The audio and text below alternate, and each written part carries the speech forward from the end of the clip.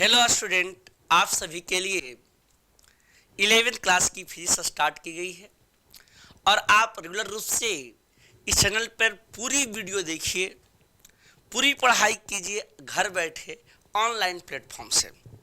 तो हमने पिछले लेक्चर में चर्चा किया था यूनिट मात्रक और आज डिस्कशन करने जाएंगे मात्रक के प्रकार, मात्रक के संकेत लिखने की विधि, साथ ही साथ आज बताएंगे मात्रक की पद्धतियां।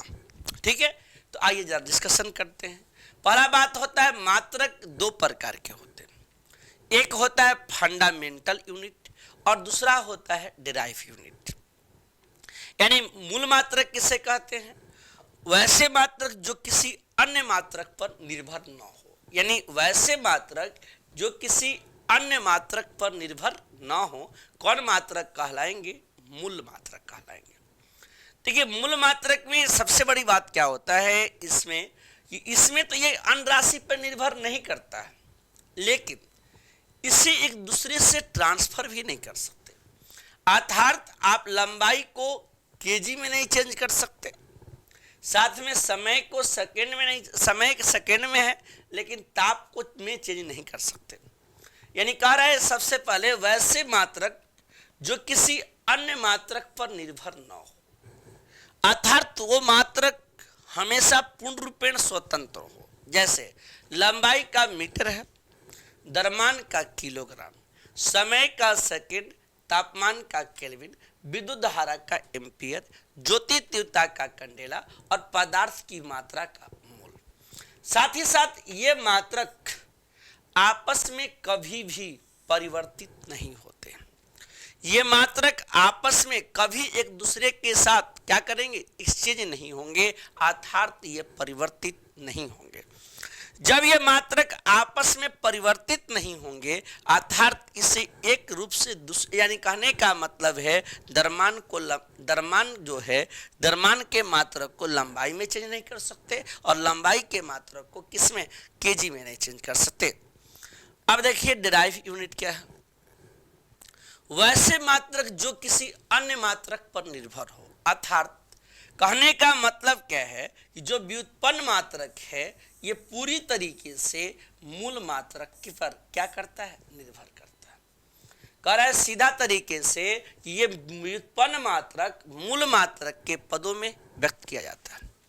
अब कैसे? थोड़ा चेक किया जाए। जैसे समझिए, जैसे अगर हमको लिखना है चाल, तो चाल बराबर होता क्या है? दूरी बटा में समय, लिख देंगे। अब दूरी का कितना हुआ? मीटर पर सेकेंड। ये डिराइव यूनिट हुआ।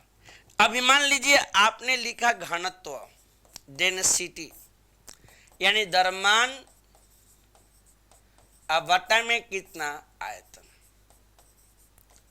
अगर ये द्रव्यमान बटा में आयतन है, मास बटा में वॉल्यूम है, तो मास का कितना लिखेंगे? केजी, और वॉल्यूम का कितना लिखेंगे? मीटर। क्या यहां तक मैटर क्लियर है? अब ऐसे ही स्थिति में त्वरण बराबर क्या लिखेंगे? त्वरण बराबर होता है वेग बटा में समय, और इसका मात्रक एक दूसरे पे निर्भर है, मीटर पर सेकेंड स्क्वायर। यानी ये सभी व्युत्पन्न मात्रक है। व्युत्पन्न मात्रक उसे कहेंगे वैसे मात्रक जो मूल मात्रक पर निर्भर हो, कि मूल मात्रक में कभी भी ये ट्रांसफर नहीं होते थे। ठीक है, साथ ही साथ उस वैसे मात्रक जो दूसरे पे निर्भरता को प्रदर्शित करे उसे कौन मात्रक कहेंगे? व्युत्पन्न मात्रक। अब आइए इसको और डिटेल में समझते हैं। अब कह रहा है कि मात्रकों के संकेत को लिखने की विधि बताइए। यानी मात्रक के संकेत के लिखने की विधि क्या है? हाँ, जो बच्चे इसका पीडीएफ चाहते हैं, इसके लिए आपको कैरियर वर्ल्ड ऐप डाउनलोड करना होगा। क्लियर? कौन सा ऐप बोले?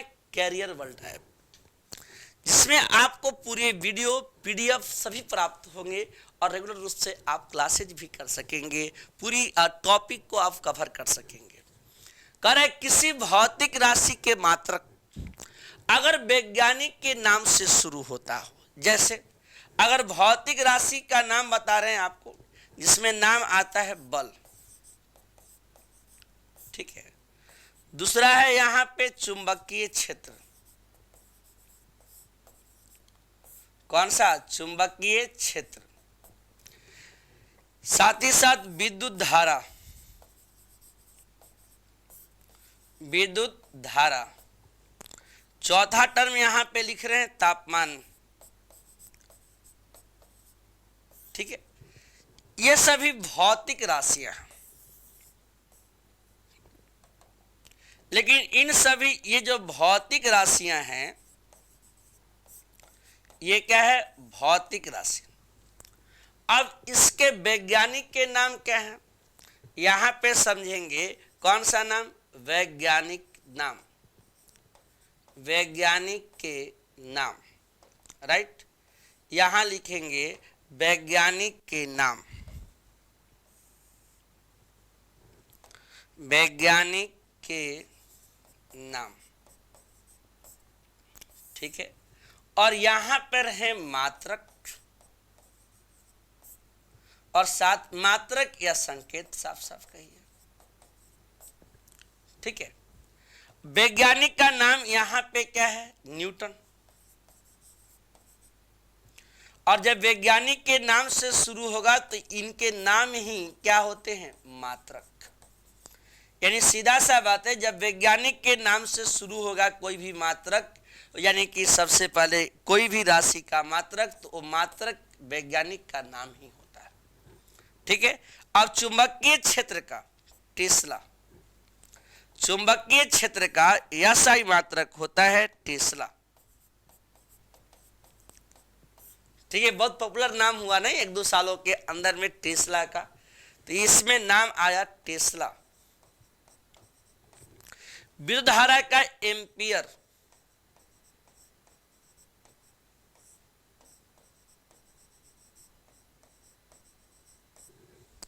और तापमान का होता है केल्विन, तापमान का होता है केल्विन।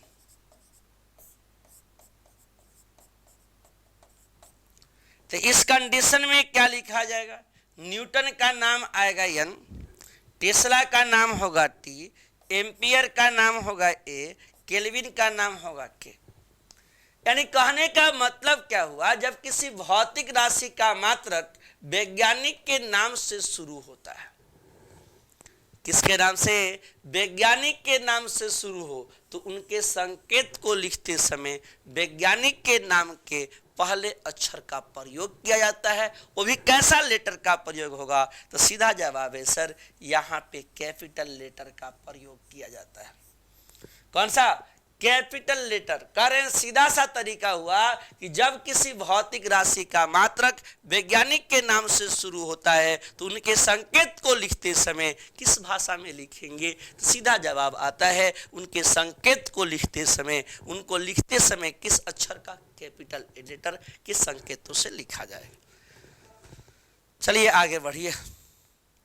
यह आपका एक टेबल दिया गया है बहुत सारे मात्रकों का, जैसे कि आप जानकारी प्राप्त कर सकेंगे कि इसका वैल्यू कितना होता है। आइए चेकआउट करें। एरिया का होता है संकेत, ए से मतलब नहीं है, इसका होगा मीटर स्क्वायर। वॉल्यूम का भी यानी मीटर क्यूब, डेंसिटी का किलोग्राम पर मीटर क्यूब, साथ ही साथ वेलोसिटी यानी वेग का कितना? मीटर पर सेकेंड, त्वरण का मीटर पर सेकेंड स्क्वायर, बल का होगा न्यूटन, प्रेशर का पास्कल, साथ साथ विभवांतर का वोल्ट, कार्य का जूल, और साथ ही साथ कार्य के साथ साथ एनर्जी का भी जूल होता है। एनर्जी का भी मात्रक क्या होता है? जूल। यानी कहने का अर्थ क्या है कि सभी मात्रकों के एक अपने टर्म होंगे, लेकिन जो व्युत्पन्न मात्रक होते हैं दूसरे मात्रकों की सहायता से चलते हैं, दूसरे मात्रकों की सहायता से चलते हैं। तो ये कौन मात्रक बनते हैं? व्युत्पन्न मात्रक। चलिए आगे बढ़ते हैं। अब आइए इसमें कह रहा है कि आपको यह लिखना होगा क्या? किसी भौतिक राशि के मात्रक के संकेत पूर्णतः लिखते समय, यहां बात समझिएगा, बड़ा जोर देने वाली बात है। कह रहा है पूर्णतः लिखते समय पूर्णतः लिखते समय अंग्रेजी के छोटे अक्षरों का प्रयोग किया जाता है। जैसे अगर मान लीजिए लंबाई लिख रहे हैं आप पूरा लिखना हो, जैसे सेंटीमीटर, नाम क्या आया, सेंटीमीटर, साथ में किलोमीटर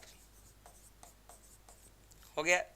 इसके बाद लिख रहे हैं कितना, डेसीमीटर भी लिख सकते हैं, ठीक है। यहाँ लिखेंगे लेंथ का मीटर, यानी जब पूरा लिखेंगे इन संकेतों को, तो इस संकेतों को लिखते समय छोटे अक्षर का प्रयोग करेंगे। जैसे यहाँ बल है, बल का मात्रक क्या है, न्यूटन है,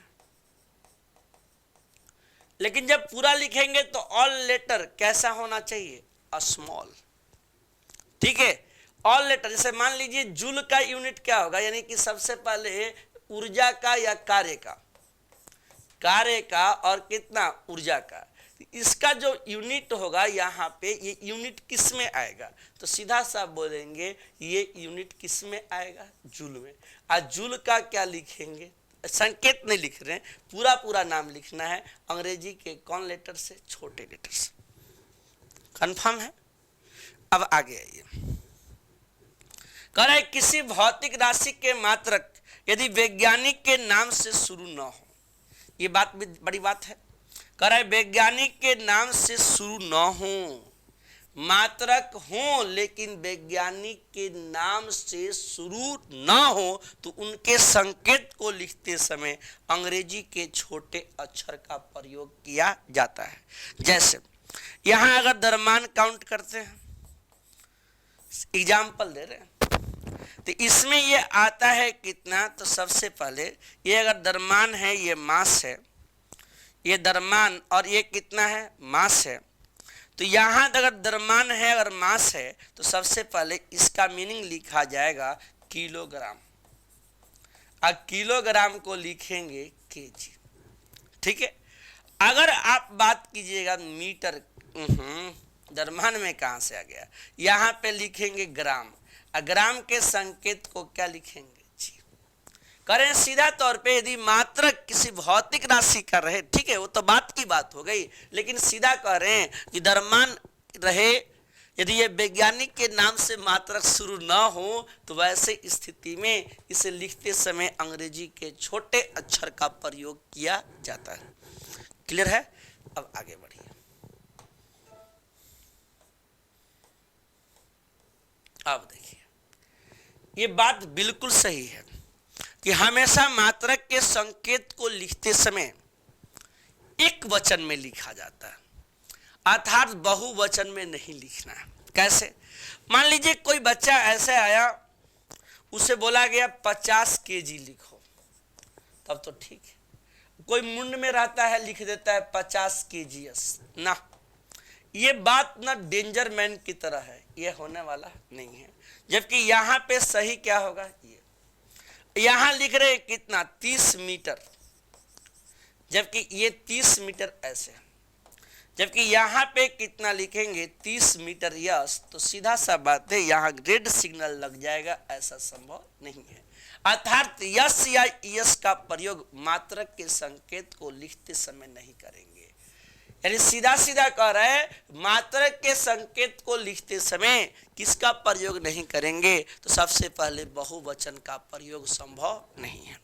अब ये देखिए पांचवी कथन है यहाँ पे, मात्रक के संकेत को लिखते समय full stop, comma, dash, gap इत्यादि का प्रयोग नहीं किया जाता, ठीक है। यानी ये हिदायत है आपको मात्रक लिखने से पहले, इसके कंडीशन ऐसे, ठीक है।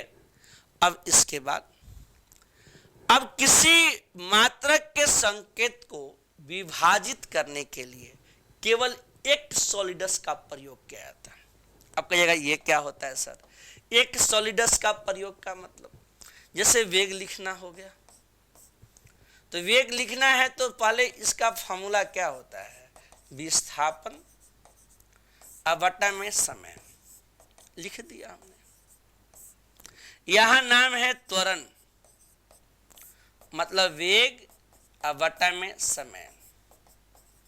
हमने लिखा घनत्व द्रव्यमान बटा में आयतन। ठीक है, लिख दिए। अब बताइए इसका मात्रक क्या लिखेंगे? मीटर पर सेकेंड।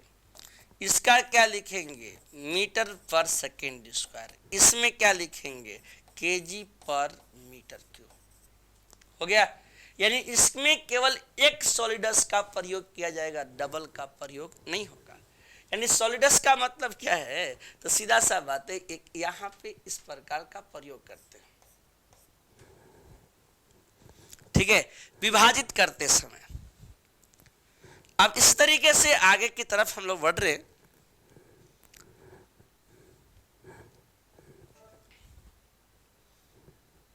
अब आइए मात्रक की पद्धति। आप समझेंगे किसको? मात्रक की पद्धति। देखिए मात्रक की 4 पद्धतियां हैं, लेकिन पहले हम लोग लंबाई साथ में द्रव्यमान और समय के आधार पे मात्रकों को 3 भागों में बांटते हैं। लेकिन एक चौथी पद्धति भी है जिसका नाम है SI पद्धति। नाम है यहाँ पे SI पद्धति। ठीक है, अब इन सभी पद्धतियों के बारे में हम लोग समझेंगे। लेकिन सबसे पहले क्या कहा जा रहा है? ऐसा नहीं है कि 3 पद्धतियां, लेकिन लंबाई द्रव्यमान और समय के आधार पे मापन की 3 पद्धतियां हैं।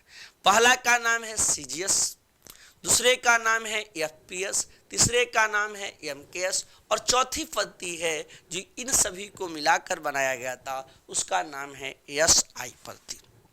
कौन सी पद्धति? SI पद्धति। लेकिन सबसे पहले हम लोग चर्चा करने वाले हैं CGS पद्धति की। कौन सा? CGS। बहुत ही सिंपल नाम है। ऐसा तो आप फुल फॉर्म कर सकते हैं अभी के टाइम में, लेकिन इसकी यूज बहुत काफ़ी है। जैसे मान लीजिए अगर मूल राशि की बात करें, यहाँ पे हम लोग चर्चा कर रहे हैं लंबाई द्रव्यमान और कितना समय। मापन के इस पद्धति में लंबाई को सेंटीमीटर में, द्रव्यमान को ग्राम में तथा समय को सेकेंड में मापा जाता है। किस में नापेंगे? समय को सेकेंड में मापा जाता है। साफ साफ बोल दिया। कारण लंबाई जो है ये लंबाई का कितना होगा? सेंटीमीटर। इसके संकेत कितना? cm। यहां मास है ग्राम, जी से लिखेंगे, और समय का कितना? सेकेंड। साथ में इसको मीट्रिक पद्धति भी कहा जाता है। मीट्रिक पद्धति भी कहा जाता है। अब नेक्स्ट चलिए, यहां पे नाम आया FPS पद्धति। अब FPS पद्धति में क्या होता है? मापन के इस पद्धति में लंबाई को फुट में लेते हैं। लंबाई को किसमें? फुट में। द्रव्यमान को पाउंड में, समय को सेकेंड में मापा जाता है। ठीक है, तो इसमें लंबाई क्या होगा? फुट, द्रव्यमान कितना? पाउंड, समय कितना? सेकेंड। इस पद्धति का एक और नाम था जिसे ब्रिटिश पद्धति किया गया, क्योंकि इसका प्रयोग बेसिकली इंग्लैंड में किया जाता है।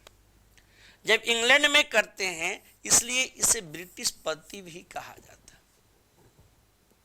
यानी FPS पद्धति का जो प्रयोग किसमें होता था? तो सबसे पहले ब्रिटिश, अर्थात इसका प्रयोग इंग्लैंड में होता था। इसलिए इस पद्धति का एक प्रचलन और था। ये कैसा पद्धति था? तो ब्रिटिश पद्धति था।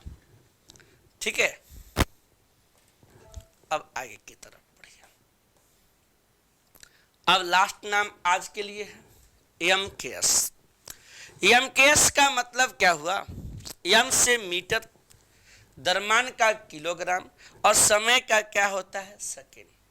कह रहा है कि सीधा बात है, लंबाई को मीटर में, द्रव्यमान को किलोग्राम और समय को सेकेंड में मापा जाता है। तो ये था आज की क्लास। फिर डिस्कशन करेंगे आपको नए टॉपिक के साथ नेक्स्ट दिन। तब तक चैनल को सब्सक्राइब करेंगे, रेगुलर रूप से क्लास करते रहेंगे और जितना हो सकेगा आप शेयर कर सकेंगे। 11th क्लास की सेशन स्टार्ट की गई है आपके लिए, इसलिए आप रेगुलर रूप से क्लासेस करते रहिए। Thank you.